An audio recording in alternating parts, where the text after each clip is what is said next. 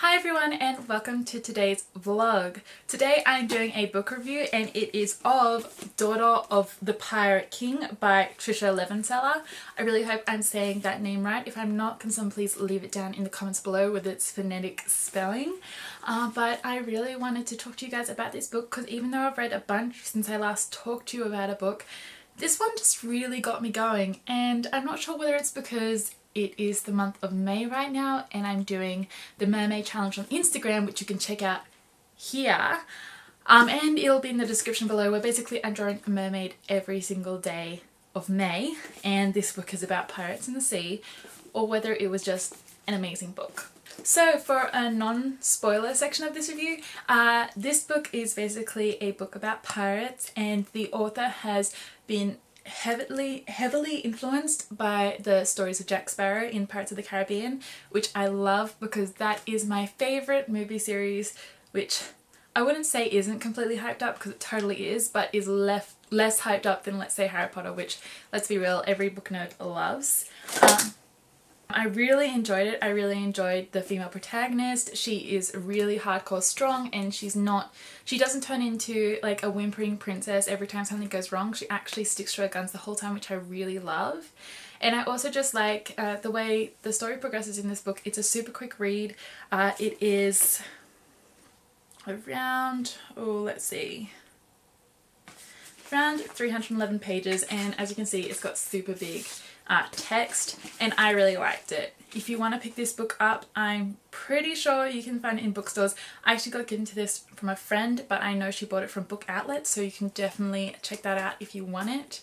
For me, this was a 5 out of 5 stars, but just so you know, my ratings are very fluid. If I really enjoy a book, it's mainly going to get a 5 out of 5 stars because I enjoyed it enough to read it again.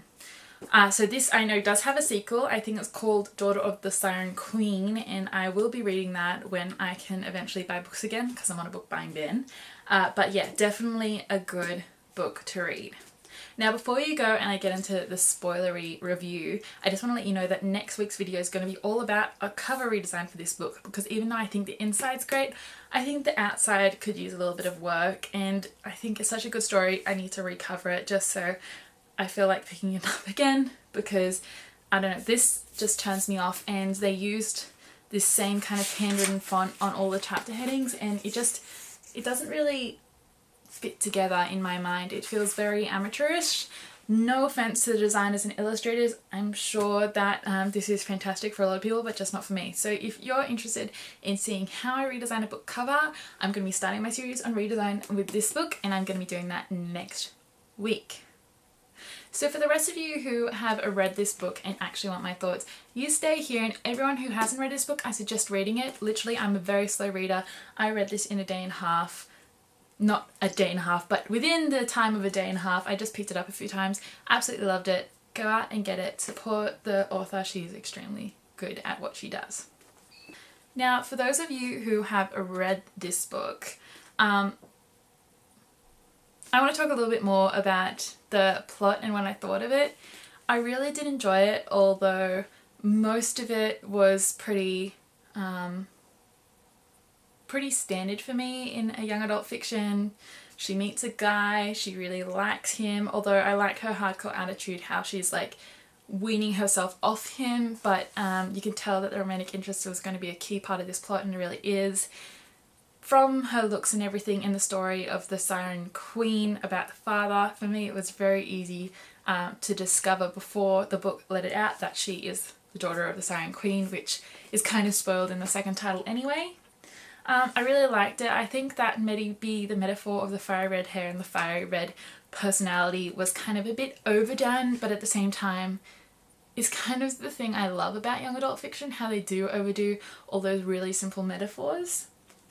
I really like the brothers. I actually really want to shoot Draxon, but I did like how they had a relationship, and oh gosh, I've forgotten his name. And Ridden, I did think he was a very interesting love interest, although having the player who's really smart is pretty much every teenage girl's fantasy. They want to be with like the smart, cute, funny boy. So even though yes, it did get me going and I did find him interesting as well, I thought that maybe you could have done a bit more with that character, and I'm hoping that they'll develop him further in the next book.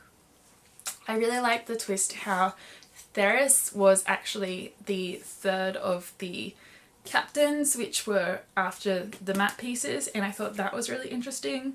I like how he ended up only with the one map piece, but he'd seen a second one and he was on his way to get the third one, so I feel like that's going to play really well into the next book, and that they've really kind of set up the villain for the next story.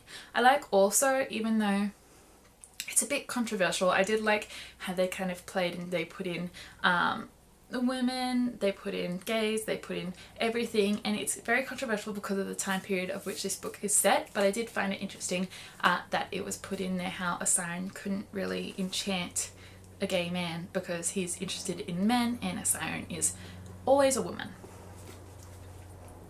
I did like the kind of woman power ploy that was in this book, but I think it's going to be a little more frustrating when you get to the next book, where I feel like there's going to be a lot more of actually her crew in it. So I want to see how they play with all those women, because pirates obviously are predominantly male. I think in history there's only 2 or 3 recorded female pirates, but they did exist, and I want to see how that whole thing works, especially having a female and male crew combined, because as this book says, pirates not law-abiding and they only get to go on land with different people once every few months, and that's when they get a bit frisky, and within the book how it works having males and females stranded on a boat for a very long period of time, and how that works with the relationship of the entire crew, especially how they're adding more males to her crew than there were before.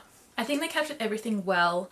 The one thing which I found to be a little bit interesting was that Riddin, when he was drowning and he was taken aboard, no one jumped immediately to do CPR, and I feel like if you've lived on a boat your entire life, I'm not sure whether it was like figured out way back when this book would have been based, but like seriously no one thought to do CPR until she just started giving him mouth to mouth. Like, you don't just stare at someone who's drowned or is drowning. Like, it should be obvious for people who live on water that that's something which you do. You get the water out of the lungs and see if they can like come alive again.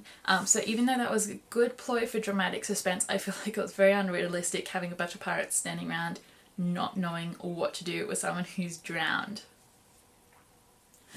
All in all, I know I've said some like negative and positive comments about this book. I don't want to go on forever and do a completely in-depth review because I just read it for enjoyment and I am not a book reviewer by profession, but I did really enjoy it. I recommend you pick it up and you catch me in the next video where I will be redesigning this cover, which is my profession. So I want to wish you all love and happiness, and I hope you have a great day. Please, if you want to have a conversation, hit me up in the comments below. Check out the description for all the places you can find me on the internet, which includes my Instagram and my website, and I hope to see you in another video coming up soon.